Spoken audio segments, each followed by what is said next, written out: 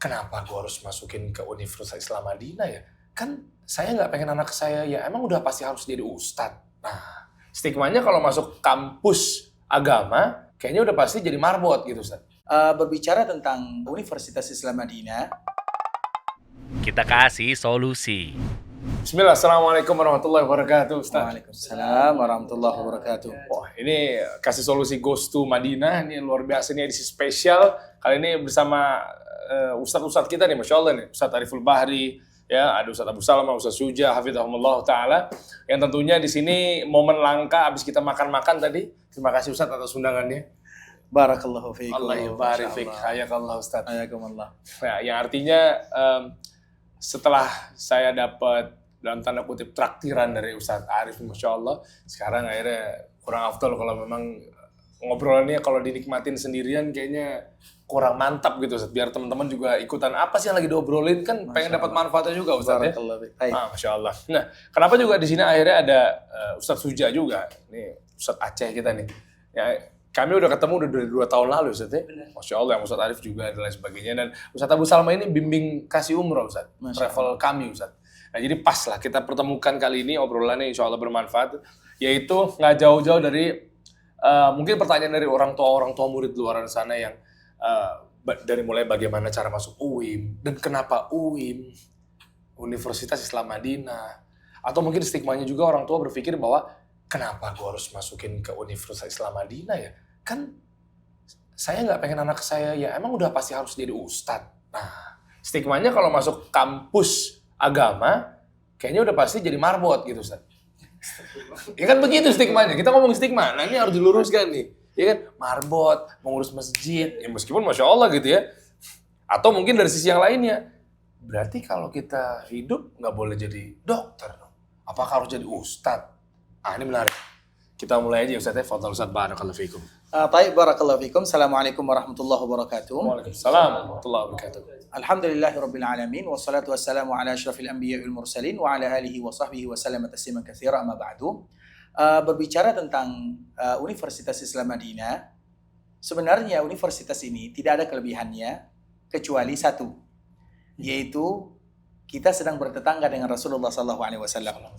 Karena Nabi berada di sini dan kampus ini berada di bagian tanah haram. Kampus mana yang letaknya di bagian tanah haram kecuali kampus Madinah.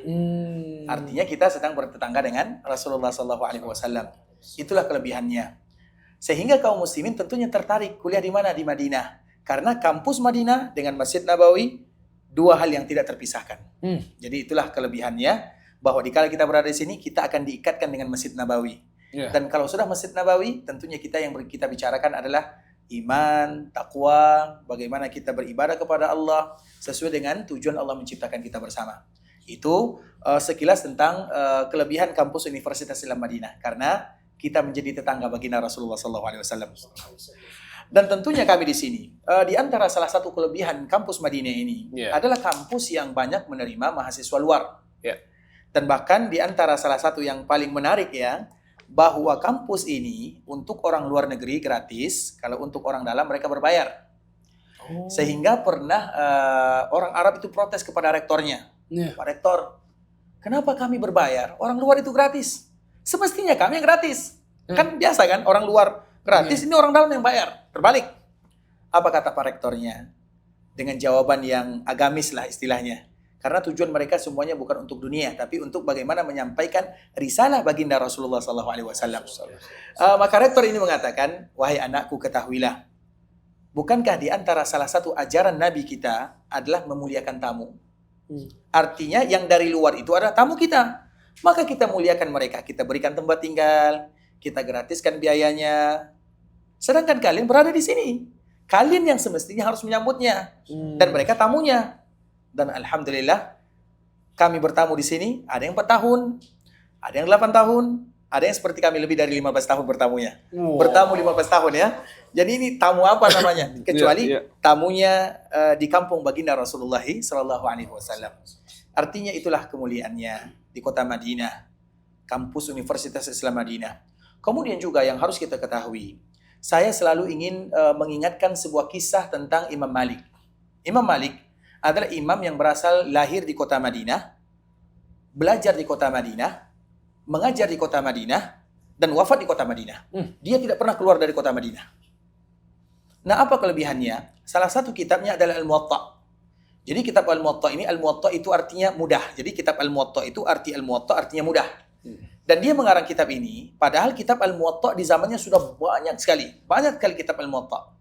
Kemudian dikala dia menulis Al-Muwatta, maka orang-orang bertanya, wahai Imam, Al-Muwatta kan sudah banyak, kitab-kitab seperti ini sudah banyak, kenapa engkau mengarang lagi? Apa jawaban Imam Malik? Maka lillahi fahuwa yabqa. Sesuatu yang dijadikan untuk Allah, maka itulah yang akan diabadikan oleh Allah untuk selama-lamanya. Nah, kenapa saya mengangkat cerita ini? Saya ingat kampus Universitas Islam Madinah. Jadi kampus ini dulu, kita harus tahu sejarahnya. Tanah di Tanah Haram, itu tentunya biayanya mahal. Apalagi di Madinah, apalagi lokasinya Tanah Haram. Nah, tanah di kampus kita ini, itu luas sekali. Kira-kira berapa luasnya? Ada 2 kilo lah ya. Panjangnya, pokoknya luas sekali. Tapi tahukah kita, itu tanahnya dari mana? Tanahnya itu adalah sedekah. Wakaf. Oh, wakaf? Oh. Wakaf. Makanya nanti kita akan lihat di kampus Universitas Madinah. Jadi di samping ujungnya ada rumah gubernurnya, warna putih. Dan dia berdempetan dengan pagarnya kampus. Jadi semua tanah itu diwakafkan, diambil sedikit untuk dirinya. Seolah-olah sedikit untuknya, wakaf ini untuk umat kaum muslimin atau untuk umat Rasulullah SAW. Coba bayangkan, dulu mereka berwakaf, mungkin muridnya cuma berapa orang. Saya masih ingat paman saya ini, mungkin di awal-awal berdirinya kampus Universitas Islam Madinah, dia termasuk yang lulus di sini. Waktu itu yang lulus di Indonesia cuma 2. Se-Indonesia, cuma 2 orang. Dia satunya, paman saya ini. Kemudian dia bercerita, dulu cuma ada 1 gedung, kemudian 1 mesin, nggak ada apa-apanya di kampus Universitas Islam Madinah ini, nggak ada kelebihannya. Padang Sahara, gersang, nggak ada kelebihannya. Tapi lihat bagaimana Allah memelihara niat orang yang berwakaf ini, yang bersedekah ini. Oke. Mungkin dulu mungkin biasa-biasa, tapi sekarang lihat, kita sudah berada di sini lebih daripada 170 negara. 170 warga negara. Coba bayangkan, Allah akan mengembangkan wakaf orang yang berwakaf. Karena sesuatu yang dijadikan untuk Allah, maka Allah akan abadikan. Dan semoga kampus ini selalu diabadikan oleh Allah, memberikan manfaat kepada kaum muslimin. Ya Rabb. Jadi agar kita tahu bahwa ternyata kampus ini tanahnya luas sekali, diambil sedikit untuk dia, sisanya diwakafkan. Nah, inilah keadaan dalam dunia sebenarnya. Artinya untuk kita itu sedikit, yang diberikan banyak. Dan itulah harta kita yang sesungguhnya. Sama dengan cerita, kita cerita saja, cerita tentang di sini. Salah satunya ada percetakan Al-Quran. Ya. Percetakan Al-Quran itu juga wakaf. Oke. Jadi dulu ada orang yang sudah tua ya, datang kepada Raja Fahad rahimahullah, abangnya Raja Salman hafizahullah ta'ala. Dia mengatakan, wahai baginda Raja, kenapa kita tidak membangun percetakan Al-Quran di kota Nabi yang terbesar? Dia cuma memberikan gagasan. Maka Raja dikala mendengarkan usulan ini, langsung perintahkan buat percetakan terbesar di kota Madinah, tempat Al-Quran itu diturunkan, buat yang terbesar. Sekarang Raja Fahad itu di mana? Di kuburan. Tapi seluruh dunia menikmati hasilnya. Oh, yang ada gapura, ada lambang Quran itu sih apa kayak Mujamma' Malik Fahad. tahu. Seluruh dunia menikmati hasilnya. Dia di mana sekarang? Di kuburan. Karena bagaimanapun setiap kita harus meninggalkan sesuatu yang akan membuat pahalanya mengalir. Nah, coba lihat di kampus Madinah ini. Itu wakaf, sedekahkan. Orang yang berwakaf itu sudah di dalam tanah. Mungkin jasadnya tidak ada lagi. Tapi coba lihat bagaimana anak-anak kaum muslimin menghafal Quran, belajar agama. Itulah perdagangan dengan Allah yang sesungguhnya. Dan itulah kampus Universitas Islam Madinah. Itulah sejarahnya. Oh, Masya Allah. Masya Allah, ibarik. Oh, Masya Allah. Ini beda ya penjelasan, memang bisa dibilang dari Ustadz Dr. Ariful Bahri gitu ya. Hafizahullah Ta'ala. Yang tentunya kita tahu bersama ya, bahwa sedetail ini, jadi kita nggak heran, sebenarnya wajar kita tahu penjelasan beliau ini lancar sekali, karena beliau memang bisa dibilang pengisi kajian tetap di Masjid Nabawi ya. Alhamdulillah. Udah berapa lama Ustaz ngisi kajian tetap? Alhamdulillah, semenjak tahun 2019, Alhamdulillah. Masya Allah. Iya, 5 tahun dipercaya kan istilahnya di Masjid Nabawi pintu 19. Orang-orang Indonesia pasti pada tahu. Ketika kemarin ada posting di Instagram Ustaz, itu responnya luar biasa tuh. Masya Allah, Alhamdulillah. Karena wah ini Ustadz yang selalu nemenin kami jamaah kami nih di pintu 19. Masya Allah. Dan tentunya kewajiban kita bersama yang ada di sini, kita harus mendoakan saudara-saudara kita yang belum diberikan rezeki, semoga diberikan rezeki datang ke sini, Ya Rabb. beribadah di Madinah, di Mekah Al-Mukarramah, itu merupakan tugas kita yang ada di sini. Semoga Allah kabulkan. Barakallahu fiik. Allah ibarik fiik. Nah, kita ke Ustaz Suja, nanti baru kita ke Ustaz Absalma ya. Ustaz Suja, ini kan bisa dibilang antum nih S1 ya berarti ya? S1 Sekarang semester 8. jurusan syariah. Iya. Nah, mungkin bisa ceritain dikit ya. Artinya waktu itu apa yang ada di pikiran mungkin dari antum atau mungkin orang tua gitu ya? Kok bisa-bisanya mungkin di saat waktu itu kan anak-anak muda kan pasti berpikirnya bahwa ya sudah di Jakarta atau mungkin di Aceh atau mungkin di Indonesia lah lebih tepatnya. Tapi akhirnya apa yang akhirnya menjadi pemantik bahwa kayak Universitas Islam Madinah, oke, saya akan ke sana gitu ya. Nah, apa memang dorongan paksaan orang tua atau memang apa sih yang menjadi dasar bahwa kayaknya asik nih di UIM nih gitu? Sebenarnya kisahnya panjang. Wah, Dulu tuh Suja itu lebih ke pengennya itu polisi, tentara. Itu cita-cita dulu itu. oh iya, pengen apa tadi yang Jadi pertama? polisi atau tentara? Yang pertama apa? Polisi Oh, atau tentara? jamaah kami ada tuh di belakang kamera tuh polisi juga gitu ya. Tapi dia nggak mau masuk ke sini aja ya. Oke, lanjut. Singkat cerita waktu itu 2016. 2016 Suja pergi umroh sama Ustadz Harith Abu Naufal. Pergi umroh sama beliau waktu itu belum ada keinginan 100% pengen masuk UIN, enggak. Bahkan ketika waktu itu Suja lagi umroh sama Umi sama nenek. Waktu itu ayah nggak ikut. Ayah telepon, Abi telepon, Bang, Abang insya Allah hampir keterima di salah satu kampus dari negara, tapi sekolah kedinasan gitu Bang. Kita nggak sebutkan ya. Tapi beliau minta uang sekian. Duh. Waktu itu langsung bilang, oh, kalau memang ada sogok menyogok kita nggak boleh. Wow. Jadi tes lah sama waktu itu sama Ustaz Haris, kita pergi ke kampus. Waktu itu Suja ke kampus baru mulai pengen lihat, masya Allah kehidupan di kampus gimana, kita dekat sama Masjid Nabawi gimana. Kemudian kita tes, waktu itu masih muqabalah, itu interview, interview langsung. Waktu itu kita tes sama Syekh Abdul Majid, temannya Ustaz Firanda. Kita tes, singkat cerita, muqabalah. Soal yang pertama Syekh tanya, pertama sekali hafalan Quran berapa, kemudian dites, alhamdulillah. Dan soal yang kedua, ini yang memang luar biasa Bang. Karena Suja basicnya Suja masih bisa dibilang awam waktu itu. Saya tanya, Aina Allah? Di mana Allah? Waktu itu Suja masih basicnya masih Asy'ari Bang. Suja bilang waktu itu. Di mana-mana dong. Dan Ustaz Haris waktu itu beliau nggak kasih bekal di mana nggak. Soalnya apa adanya Suja waktu itu. Apa adanya. Suja bilang, Fikul makan. Di mana-mana Syekh. Dalil kata Syekh. Dalilnya apa? Suja bilang, wa huwa ma'akum aina ma kuntum. Dan dia bersamamu dimanapun kalian berada. Syekh, syok. Waktu itu. Kemudian soal yang kedua, ma hukmul maulid. Waduh. Apa hukum maulid? Suja bilang boleh Syekh. Sunnah. Kemudian Syekh itu tanya sifat-sifat 20, Suja lancar jawab, semua lancar. Apa wujud kita mbak? Iya, Mukhalafatul awal di sini. Lancar Bang. Selesai tes, Ustaz Haris dipanggil sama Syekh Abdul Majid. Ustaz Haris ini murid antum. Kemudian Ustaz Haris jelaskan, oh beliau ini masih pengen baru belajar, masih baru pengen mencari tahu apa sih Ahlus Sunnah, apa sih orang-orang yang mengikut sunnah itu, bagaimana apa waktu itu sih masih kenal salafiyah, Allahu a'lam waktu itu. Kemudian Ustaz bilang gitu sama Syekh. Singkat cerita, 2 tahun pengumuman waktu itu yang tes sama Suja 5 orang. Dan 4 orang lagi ini mereka sudah hafal Quran, memang ada yang tamatan dari Yaman, yang memang ilmunya Masya Allah. Yang paling bodoh Suja waktu itu.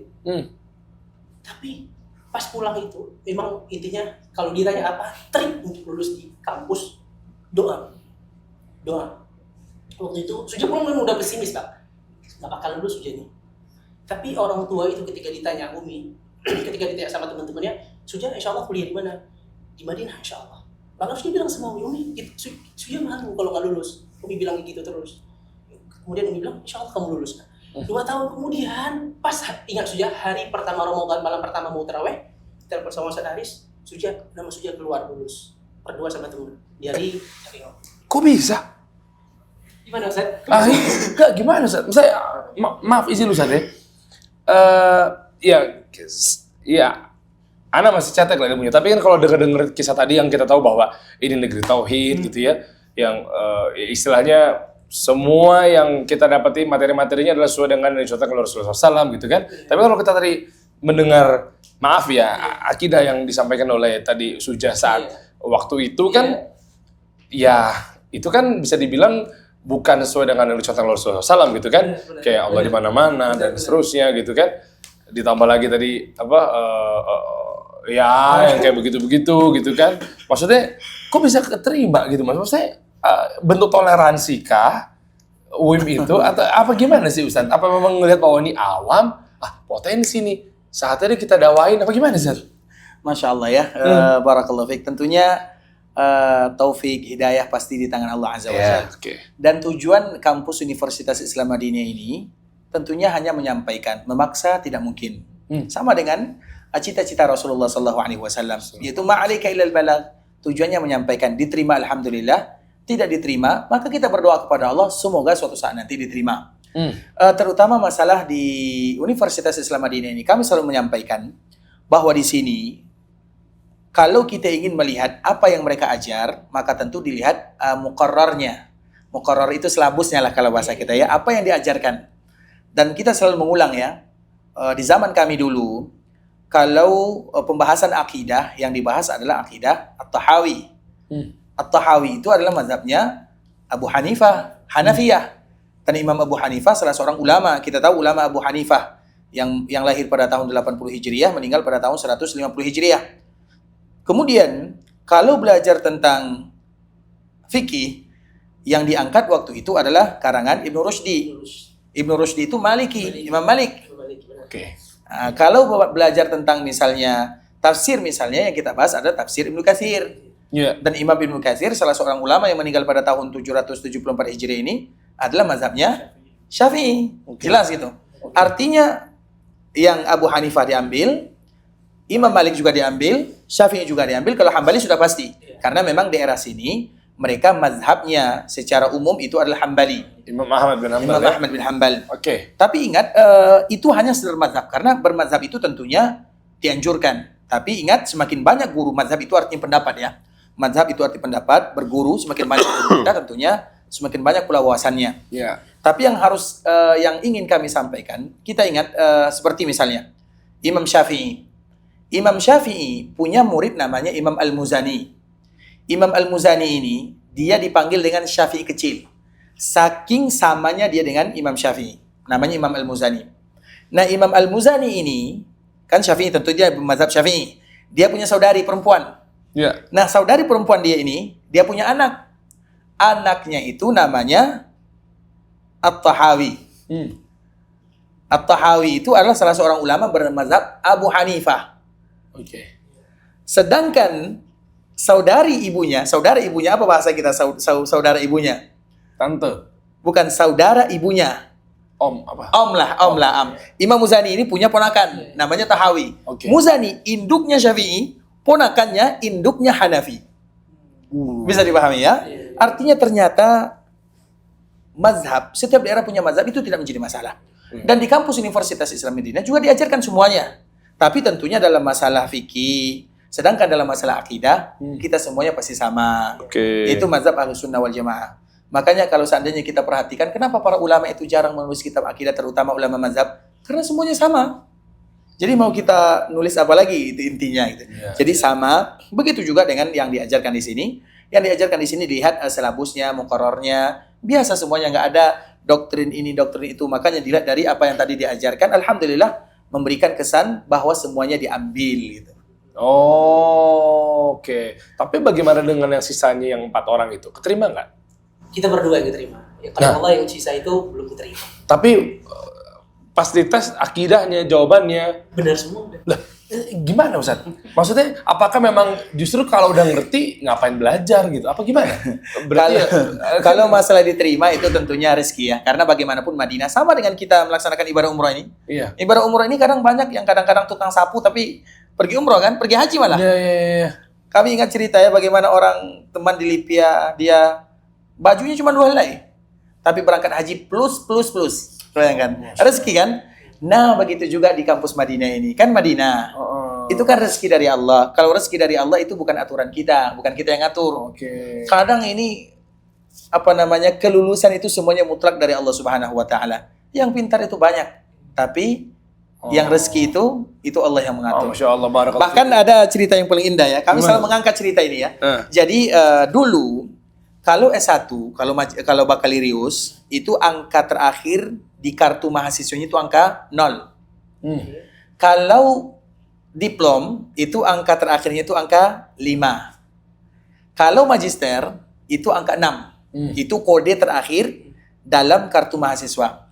Ada teman kami, dia tes magister, nggak lulus. Kemudian dia tes diplom, lulus. Kalau diplom kan cuma 1 tahun kan. Rata-rata yang tes diberikan kesempatan lulus lah. Kemudian dikala dia lulus, dia keluarlah kartu mahasiswanya. Karena kartu mahasiswa diplom angkanya 5, artinya nomor 5 terakhirnya. Dikala diberikan kartu mahasiswa, ternyata angka di belakang dia itu angka 6. Angka 6 itu angka magister. Iya. Padahal dia tidak lulus. Okay. Kemudian dia datang kepada dosen, ini angka saya salah. Dosen marah kepadanya. Jangan kamu bertanya, masuk saja udah, masuk magister. Oh alah. Artinya apa? Artinya rezeki. Kadang bukan karena pintar, bukan karena jenius, tapi rezeki. Itu baru satu cerita, banyak lagi cerita yang lain. Kemarin adik kelas sana dari daerah kita ya, sudah pulang. Ditelepon, kamu kesini, kamu lulus katanya. Udah, coba bayangkan. Masya Allah.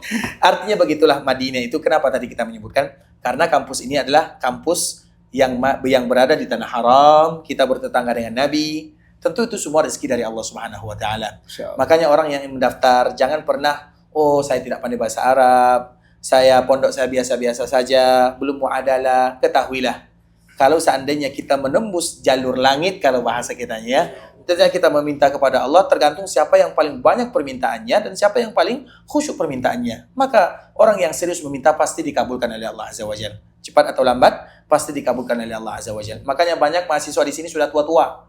Karena bisa jadi baru diterima setelah 6 tahun mendaftar, 7 tahun mendaftar gitu. Tapi di sini bukan masalah umur. Karena belajar agama tidak ada batasan umurnya. Oh, kamu berumur 25 tahun baru tamat S1, nggak ada. Di sini kalau belajar agama keedahnya, semakin lama belajar agama, semakin banyak ilmunya. Itu keedahnya. Makanya saya dulu masuk masuk jenjang S3, alhamdulillah. Karena di sini kalau bertanya umur itu aib. Misalnya berapa umurmu, nggak ada orang di sini bertanya umur. Aib. Sehingga dosen, dikala kami masuk S3, dia minta maaf. Saya minta maaf, kata dosen. Saya ingin bertanya kepada kalian tentang umur kalian. Karena rata-rata sudah uban. Teman saya baru masuk doktora S3, anaknya sudah 8. Okay. Coba bayangkan, berapa umurnya kira-kira? Terus Syekh, karena heran kan, ada yang sudah beruban, ada yang gini. Terus ada teman saya ditanya, berapa umurmu? Demi Allah, saya ingin tahu berapa umur kalian. Ada yang umurnya sudah 42. Baru masuk doktora. Dan doktor di sini kurang lebih 5 tahun sampai 6 tahun sampai 7 tahun. Afwan, kalau Ustaz, Anda jadi aib juga nih takutnya nih. Enggak, tapi di sini buat edukasi Ustaz, buat edukasi. Ya. Kalau saya alhamdulillah umurnya masih standar lah, masih standar. Doktoralnya umur berapa Ustaz? Kalau masuk doktoralnya kurang leblebih 29. Ajib. Alhamdulillah masih 29 tahun udah doktor. Masih muda lah, artinya enggak, maksudnya mau masuknya. Masuknya. Bukan selesai. Bukan selesai. Baru masuknya. Iya, tapi masuknya udah 29 tahun tuh. Gimana Ustaz? itu apa namanya 29 tahun masuk doktor. Itu yang di sini 35 tahun masih 1 aja. Bukan. Jadi artinya teman saya ini ditanya berapa umurmu, dia mengatakan 42 Syekh, 45 Syekh gitu. Jadi kalau 45 terus tambah belajar 5 tahun 6 tahun, 50 tahun. 50 tahun umurnya, 51 terus pulang. Pulang bisa jadi umurnya cuma tinggal berapa tahun lah gitu istilahnya. Tapi artinya di sini bukan berlomba-lomba cepat selesai. Karena belajar agama itu, ingat, kaedah belajar agama bukan tujuannya jadi ustaz, bukan tujuannya jadi penceramah. Belajar agama tujuannya untuk ibadah. Dan sebagaimana ibadah tidak akan berhenti, maka belajar agama pun kita tidak akan berhenti. Dan ini hanya sekedar sekedar gelar lah ya, akademik lah. Tapi belajar agama itu sampai kita dipanggil oleh Allah Subhanahu wa taala. Makanya ada salah satu cerita tentang, ini cerita lagi ya. Ini agar kita termotivasi nih. Cerita tentang muridnya Imam Abu Hanifah. Jadi Imam Abu Hanifah itu punya 2 murid yang senior. Yang satu Abu Yusuf Al-Qadhi, dia itu adalah qadhi dunia, hakim dunia. Itu hasil dari didikan Abu Hanifah. Okay. Yang kedua Muhammad bin Hasan Asy-Syaibani namanya. Nah, salah satunya Abu Yusuf Al-Qadhi. Jadi Abu Yusuf ini di akhir kehidupannya dia sudah sekarat lah. Kemudian datanglah muridnya menjenguk dia lah di waktu dia sakit. Dikala muridnya menjenguk, apa kata Abu Yusuf? Bagaimana pendapat kalian kalau seandainya ada orang yang melontar jamarat dalam keadaan menggunakan kendaraan? Artinya membahas ilmu. Murid-muridnya heran, Syekh, engkau sedang sakarat. Engkau bukan ini pembahasannya, itu bahasanya. Bukan waktu ini pembahasannya. Tidak usah lagi dibahas. Syekh marah, Abu Yusuf ini marah kepadanya. Belajar agama itu sampai kapanpun dan dimanapun. Akhirnya setelah itu mereka debat, membahas tentang bagaimana hukumnya. Karena kita tahu ya, mazhab Abu Hanifah itu kelebihannya bagaimana mereka kalau seperti ini, berandai-andai itu luas sekali. Kemudian pada akhirnya setelah selesai pembahasan, maka muridnya keluar. Baru keluar satu langkah kaki dari rumah gurunya, maka terdengar bahwa gurunya sudah meninggal. Abu Yusuf Al-Qadhi yang muridnya Imam Abu Hanifah. Artinya ternyata belajar agama ini bukan karena lomba-lombaan, bukan karena untuk jadi ini, tapi ingat, belajar agama untuk beribadah. Kalau itu tujuan kita, maka tidak akan pernah berhenti. Tapi kalau tujuan kita belajar agama untuk cari nilai, cari ijazah, ingin jadi ustadz, maka itulah tujuan kita dan itu akan kita dapatkan. Makanya belajar agama itu, lihat banyak para ulama yang mereka belajar agama, dia tidak tampil di depan. Karena belajar agama itu untuk ibadah, beribadah kepada Allah. Bahkan ibadah belajar agama itu melebihi daripada ibadah sunnah yang lainnya. Saking saking mulianya belajar agama. Jadi itulah tujuan kita ke WIM. Jadi tujuan kita belajar agama bukan masalah umur, bukan masalah ini, tapi masalah beribadah kepada Allah Azza wa Jalla. Masya Allah, barakallahu fiikum Ustaz. Jadi artinya kalau anak pribadi melihat dengan kesimpulannya, ternyata Saudi pun ini nggak pandang bulu, Saudi pun ini toleransi, Saudi ini baik hati, Saudi ini ngasih kesempatan. Ya kan Bu Ustaz, tadi kan ada 2 orang sisanya yang dari angkatannya Ustaz Suja tadi kan, padahal jawabannya benar gitu, bisa dibilang ya, udah ngerti, udah paham. Tapi Syekh saat itu malah nggak meloloskan. Yang pertama pasti udah qadarullah gitu kan. Tapi ternyata ya berarti kita tahu bersama bahwa Saudi ini negara yang Masya Allah berarti kan. Mungkin udah tahu nih, kok ini anak jawabannya begini ya. Berarti ada upaya bahwa ya udah, kayak mungkin dia ada niat mau belajar. Saudi keren banget Masya Allah. Nah, sebelum nanti sebenarnya kita mau cari tahu juga mengenai Ustadz Ariful Bahri kok. Ya, ini agak keluar sedikit dari UIM, tapi sebenarnya ini juga yang banyak diketahui atau mungkin banyak pengen diketahui oleh teman-teman semua, bagaimana bisa akhirnya menjadi pengisi tetap di kajian Masjid Nabawi gitu kan, apakah mungkin tesnya, kan kita nggak tahu Ustadz ya, tapi kita ke Ustadz Abu Salma dulu kali Ustadz ya, mengenai itu. Nah, Ustadz, ini mengenai UIM lagi, yang Universitas Islam Madinah, ini kan memang tadi udah dengar cerita mengenai daftarnya, kiat-kiatnya dan lain sebagainya, tapi mengenai fenomena anak muda kan, Ustadz juga kan dekat-dekat sama anak muda, terutama mungkin kayak saya gini apa segala macam gitu. Tapi anak-anak muda ini gimana sih Ustadz mengenai dari sudut pandangnya, minatnya gitu dan lain sebagainya gitu sampai akhirnya memilih Universitas Islam Madinah yang kita tahu bahwa apakah karena memang anak-anak muda ini taunya tuh masuk ke kampus mesti cari yang oke, gue pilih UIM. Tapi apakah ada anak gaul-gaulnya di sana? Apakah nanti nongkrongnya tetap asik kah? Kan intinya padahal kalau belajar agama kayaknya kaku gitu loh. Nah, kan mungkin antum bisa berbagi sudut pandang lah mengenai anak-anak muda ini kalau belajar agama tuh gimana caranya agar tetap asik apa segala macam gitu loh Ustaz. Fadhol Ustaz, barakallahu fikum. Masyaallah. Barakallahu fikum ya. Ini sebenarnya kalau di antara ustaz-ustaz ini ya, itu kayaknya tuh anak yang paling kurang layak untuk ngomong tentang UI. Masya Allah. Itu benar. Itu dikarenakan anak pribadi bukan lulusan UIM ya. Oke. Nah, jadi Ustaz, anak ini lulusan ITS Ustaz. Masya Allah, mubarak. Lulusan ITS. Surabaya? Benar, Surabaya. Oh. Dan anak sebenarnya Ustaz, waktu anak masih SMA, anak memang punya cita-cita masuk ke UIM. Cuman karena qadarullah wa masyafa'ala ya, dari orang tua memang kurang mendukung ya pada saat itu. Sehingga akhirnya ya memang kita belajarnya di kampus ITS plus belajar juga di Ma'had yang ada di Surabaya waktu itu, Ustaz. Oh, bisa ceritain juga tuh kenapa nggak mendukung? Iya, mungkin ada stigma apa yang dipikirkan saat itu kan, kenapa nggak dukung? Fadhol Ustaz. Sebenarnya gini ya, itu kalau kita bilang dari sisi anak muda itu berarti ya harus lihat juga ini anak muda yang seperti apa dulu gitu kan. kita perlu melihat circle-nya dia gitu kan. Hmm. Soalnya kan tiap anak muda beda-beda.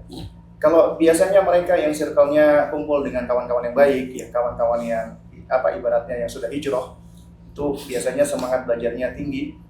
Biasanya mereka akan punya semangat untuk belajar di kampus-kampus agama, kampus-kampus dini ya. Dan di antara yang anak tahu yang difavoritkan adalah UIN, gitu. Nah, kalau yang lain yang circle-nya umum ya memang mereka lebih banyak mindset-nya dunia lah. Dan ini juga bisa jadi jadi PR kita juga sebenarnya kan untuk mengarahkan. Cuman kalau saya pribadi Ustaz ini mohon Ustaz kalau dari pandangan saya salah, itu memang sekarang ada mindset seakan-akan bahwasanya orang yang belajar di UIM itu memang harus jadi ustadz gitu. Gitu kan harus jadi Pendakwah lah. pendakwah, penceramah, Iya. padahal itu enggak. Ini suatu hal yang tidak mesti gitu. Soalnya Anda punya teman-teman yang lulusan Libya, diantaranya yang di Bali, dia sampai diolok teman-temannya, ente kenapa pulang dari Libya kok nggak ngajar, malah bantu abinya jualan sate. Gitu. Jadi pada saat ngobrol, emang dia bilang, Ustadz, ini orang yang nggak maksudnya dia nggak pede untuk ngisi-ngisi gajian. Cuman kalau ngajar keluarganya dia insya Allah siap dan ready gitu loh. Dan juga memang setelah kalau nggak salah beberapa tahun yang lalu ya, UIM itu buka jurusan baru Ustaz ya, jurusan-jurusan yang sifatnya tidak hanya diniyah. Oh iya? Awal ya? Oh, oke. Itu juga sebenarnya peluang untuk teman-teman atau anak-anak muda yang mereka ingin belajar, ya apalagi yang memang Masya Allah dengan jawaban Ustaz Ariful Badri tadi, bahwasanya yang paling utama itu keistimewaan dari UIM itu adalah ketika kita belajar di tempat yang dekat dengan Madinah, Tetangga Nabi. tetangganya Rasulullah SAW. Nah, ini benar-benar jawaban yang sangat menohok tadi. Kalau buat saya, soalnya banyak teman-teman tuh kan kalau di UIM itu kan ada prestisnya dan lain sebagainya gitu kan. Nah, padahal yang paling prestis dari itu semua adalah kita belajar di kota yang istimewa, gitu Bang. Nah, jadi kalau ditanya tentang anak-anak muda ya sebenarnya ya tergantung juga circle-nya mereka, dengan siapa mereka bergaul. Kayaknya yang dipaham antum deh. Tapi masih bisa ini Ustaz ya, tampil oke, kayak waktu kemarin ponakan apa sepupunya Ustaz Haris Abu Naufal yang Hafiz siapa? Hafiz.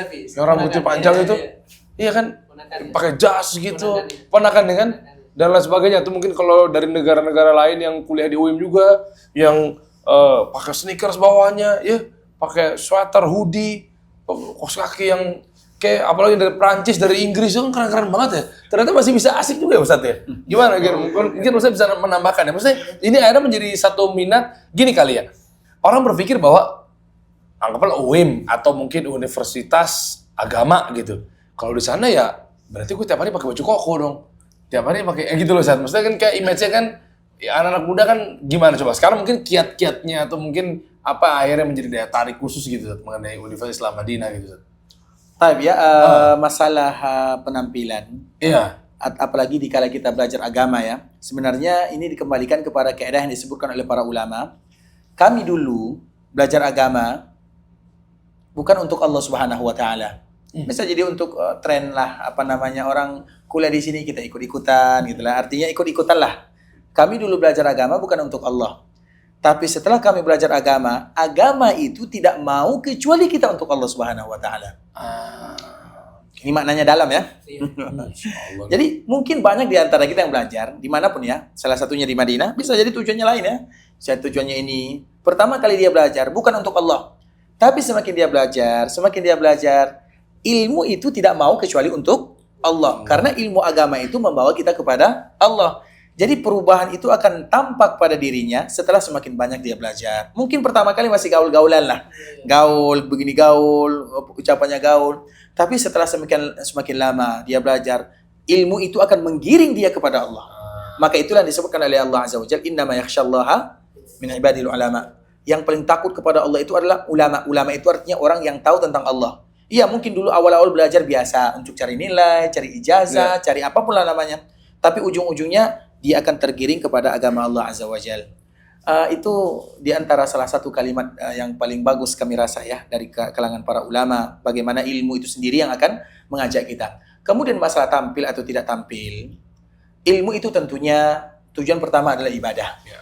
Kemudian yang kedua, tujuannya adalah bagaimana mengangkat kejahilan dari diri kita. Ya. Kemudian mengangkat kejahilan dari keluarga. Kemudian setelahnya mengangkat kejahilan dari masyarakat kita. Nah, level ini tergantung kita masing-masing. Ada yang bisa untuk keluarganya. Seperti tadi yang telah disebutkan oleh Ustaz kita. Ada yang bisa untuk masyarakatnya. Karena bagaimanapun, orang yang berilmu, ilmu ini emas. Ilmu ini warisan. Tentunya kita tidak mungkin mendapatkan warisan. Biasanya kalau warisan kan untuk pribadi kan. Ini warisan paling mulia, warisan Nabi. Warisan Nabi ini tidak mungkin kita simpan untuk diri sendiri. Ya. Maka ada namanya zakat. Nah, zakat itulah bagaimana kita menyampaikan. Itu zakatnya. Karena bagaimanapun orang yang dapat ilmu, terutama mengenal Allah, mengenal Nabi-Nya, sulit bagi dia untuk menyimpannya. Saya harus keluarkan karena saya ingin juga orang lain mengetahuinya. Karena ilmu satu-satunya yang semakin disedekahkan semakin berkembang. Ilmu itu semakin disampaikan semakin melengket, semakin banyak gitu.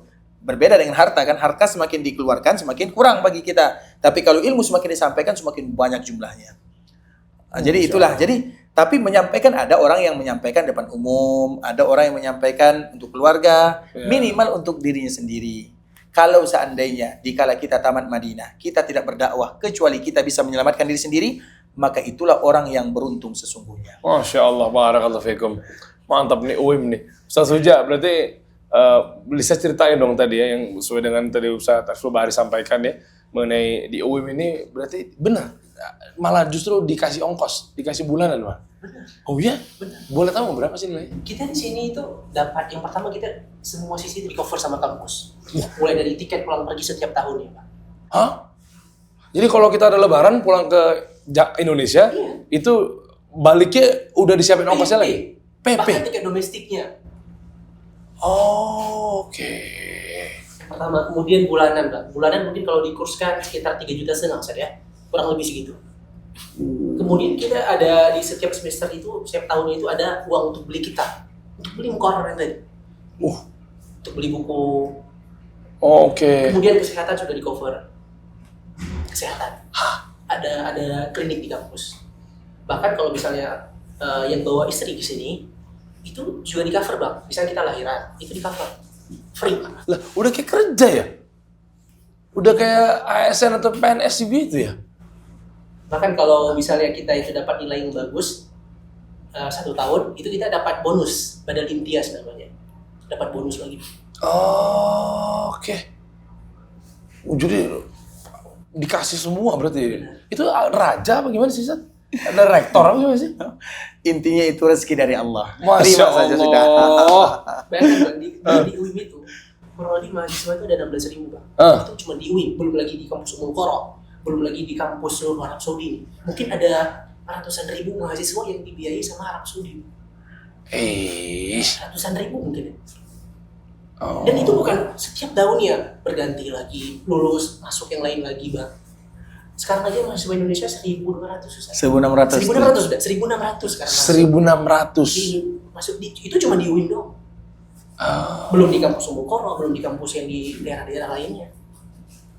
Oh, oke. Dan semua kampus dibiayai juga sama kayak kita. Uang bulanan, tiket pulang pergi, semua juga.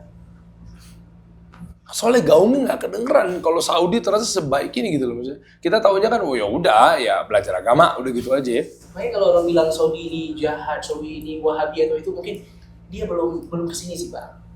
Oh, ntar kalau masuk UIN malah jadi Wahabi, Zat. Kan tadi sudah kita jawab ya.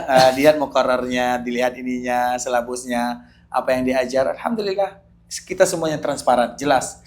Bahkan kalau ada di antara kita yang ingin masuk situs, silakan terbuka semuanya, tertulis semuanya, terdata semuanya. Mudah kok. Artinya karena ini keedah yang disampaikan oleh Abdullah bin Umar atau Umar bin Abdul Aziz. Dia menyebutkan sesuatu yang mulai menyimpang itu buktinya adalah dikala mereka sudah sembunyi-sembunyi. Itu adalah awalnya. Nah di sini semua transparan kan, nggak ada yang ditutup-tutupi, jelas semuanya, nggak ada yang ditutup-tutupi. Untuk orang khusus, untuk orang umum semuanya sama. Jadi transparan. Transparan semuanya, semua transparan.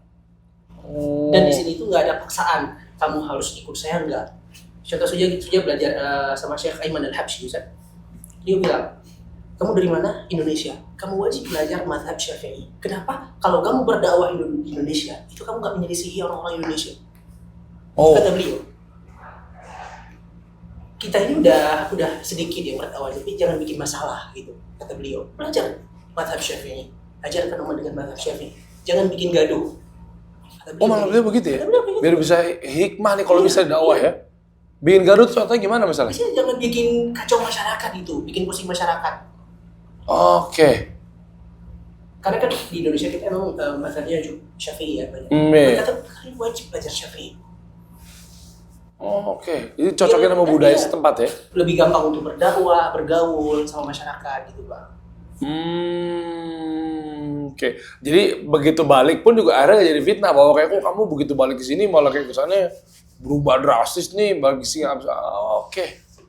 Oh, enaknya seperti itu ya. Dan tapi kenapa fitnah-fitnah itu bermunculan itu sebenarnya bagaimana Ustaz? Ada mungkin sekarang sebagian. Apakah gara-gara memang belajar di UIM itu pakai kitabnya adalah Muhammad bin Abdul Wahab, gitu. Syekh Muhammad bin Abdul Wahab ya. Jadi ada kata Wahab, Wahabi gitu loh Ustaz. Apa seperti apa Ustaz? Tentunya fitnah itu biasa ya. Kalau tidak ada fitnah nggak seru kan. Artinya fitnah itu biasa dan setiap orang akan mempertanggungjawabkan apa yang dia ucapkan. Ya kan? Jadi kalau seandainya ada kesalahan kan sebutkan mana kesalahannya, kemudian kekeliruannya kalau seandainya salah. Kalau misalnya kadang-kadang kita mengatakan oh ternyata ini keras, tapi sebenarnya yang keras itu bukan dia, tapi mungkin kita yang belum siap untuk menerimanya. Jadi alhamdulillah sebagaimana yang disebutkan semuanya transparan. Jadi ada yang mengatakan seperti ini, ada yang mengatakan seperti itu, maka tentunya kita bertanggung jawab terhadap apa yang kita ucapkan. Oh, Masya Allah. Ada yang mau tambahin? Ustaz Suja, Ustaz Abu Salma, terkait mengenai UIM apa segala macamnya. Ada lagi Ustaz mau tambahin mengenai Barakallahu fiik. Allah yang barik. Terakhir kalau gitu berarti agak keluar sedikit UIM. Tadi sesuai dengan janji saya, mungkin teman-teman juga penasaran. Di mana bisa jadi pengisi tetap Masjid Nabawi Ustaz? Karena tesnya Ustaz, siapa yang ngetes? Terakhir aja Ustaz. Penasaran teman-teman semua juga penasaran nih. Sebenarnya ini yang pertama dan yang terakhir adalah karena karunia dari Allah Azza wa Jalla. Betul. Ya. Jadi bukan karena pintar, bukan karena ini, bukan karena apapun, tapi karena karunia dari Allah. Apakah ada tesnya? Apakah ada ininya? Tentunya saya pribadi tidak tahu jawabannya. Tiba-tiba dipanggil, kemudian mau tidak misalnya, gimana kalau kamu mengisi? Alhamdulillah kita welcome, alhamdulillah kita dah selesai. Tentunya ada prosesnya sedikit, tapi bagaimanapun rezeki dari Allah, ya rezeki dari Allah Azza wa Jalla. Karena memang dulu di Madinah ini atau di Masjid Nabawi itu tidak boleh ngajar kecuali bahasa Arab, dan itu wajar kan? Karena bagaimanapun bahasa Arab itu adalah bahasa Al-Quran, bahasa Nabi. Kemudian dulu pernah kami melihat sering itu ada bahasa orang India, karena memang orang India itu paling banyak datang ke sini. Kemudian ada setiap musim haji itu ada. Kemudian setelahnya baru muncul Ustaz Firanda, Ustaz Abdullah Rai, Ustaz Anas Burhanuddin. Kemudian alhamdulillah kita diberikan rezeki oleh Allah Azza wa Jalla. Jadi apakah ada syaratnya, kriterianya, itu semuanya dikembalikan kepada antara kampus dengan Masjid Nabawi. Kita tidak bisa menjawabnya. Barakallahu fiik. Allah ibarik fiik. Buat teman-teman kalau mau daftar UIM juga bisa Ustaz ya. Ini terakhir mungkin informasinya bisa dilanjutkan kemana Ustaz? Ada website-nya ya? Ada Semua ya? Sekarang udah pakai website Study in Saudi. Jadi di bawah Kementerian Pendidikan Arab Saudi. Semua kampus satu website. Yaitu Study in Saudi. Ini ada di bawah sini ya. Berarti di situ ya. Ini ya. Ada uang pendaftarannya? Enggak, free. Enggak ada. Tesnya kalau nggak bisa bahasa Arab gimana? Kalau dari sekolah umum, Ustaz bisa nggak? Kan katanya, wah ini mah harus pesantren dulu. Bahasa Inggris boleh juga. Oh, kalau nggak ngerti bahasa Arab di sekolahnya dulu. Berarti waktu itu Ustaz Suja nggak langsung tiba-tiba masuk. Sudah masuk kelas bahasa dulu. Berapa lama? 2 tahun. 2 tahun. Iya. Itu 3 biaya. semester tuh, 1 tahun. Biayanya? Dikasih biaya. Bang. Dikasih biaya juga? Dikasih juga. Buat belajar bahasa Arabnya. Iya. Dikasih asrama, makannya subsidi. Batasan umurnya Ustaz? Mungkin sekarang udah 25 kalau nggak salah. 25 ya? Kalau untuk S1. Tapi kalau dari negara-negara yang misalnya sedikit Islamnya, contoh Jepang atau Korea, itu mungkin umur kita 40 tahun masih diterima juga Bang. Karena memang niat kampus itu untuk menyebarkan dakwah Islam. 35 tahun dari Indonesia? Indonesia mungkin enggak. Enggak, makasih ya. Yang Dakar dibuat. Oh gitu. Jalur dalam Ustaz Ariful Bahri? Juga nggak bisa. Jalur langit diminta sama Allah ya. Langsung. Masya Allah. Barakallahu fiik. Kalau mau daftar langsung kita bantu dia ya. Ini buat teman-teman berarti bulan depan ya. Bulan depan tahun depan ya. Tahun depan insya Allah. Bulan apa sih? Biasanya awal-awal Muharram. Tapi nggak tentu juga sih kampus. Dan nanti bisa ya 3 Online bulan, aja 3 ya? bulan atau 2 bulan Oke. itu tersebar insya Allah. Cek aja website di sini ya. Atau ntar follow Instagram PPMI Madinah. Akun resmi, Nah, akun iya resmi yang benar-benar. mahasiswa Madinah. Ntar follow aja, bisa ada info di situ. PPMI Madinah. PPMI Madinah ya, kita bantu ada di caption, di deskripsi apa segala macam ya. Mudah-mudahan nanti kita banyak nih calon-calon generasi-generasi baru, saat-saat baru kita nih dari Indonesia gitu ya. Insya Allah juga bisa nanti kuliah di Universitas Islam Madinah, menjadi ustadz dan lain sebagainya. Dan Baik, ada, Ustaz. Ya. dan ada juga kampus umum di sini kalau mau. Ada jurusan komputer, jurusan teknik bangunan, Di UIN? teknik mesin, ada sekarang. Sains. Komunikasi? ada bahasa Inggris. Oh, Tapi mereka juga belajar agama, mereka belajar akidah, mereka belajar Al-Quran. Itu yang lengkapnya. Dan mereka belajar di kota Madinah. aih, mantap nih. Jadi apa ya? Ya tadi bisa dibilang modern dan lain sebagainya ya. Syukran Ustadz Dr. Ariful Barak, Allah ibarik fiik. Hayakallah Ustadz. Jazakallah khair. Barakallah fiikum. Ustadz Sujam, Ustadz Abu Salma. Ini momen yang luar biasa nih. Baik buat teman-teman, nanti kita akan lanjutkan obrolan kita di Kasih Solusi Gustu Madinah, insya Allah. Mungkin bisa jadi bulan depan atau dan lain sebagainya. Terima kasih sekali lagi Ustadz. Barakallahu Ya, fikum. semoga Allah balas dengan kebaikannya. Terima kasih teman-teman semua. Assalamualaikum warahmatullahi wabarakatuh. Kita kasih solusi.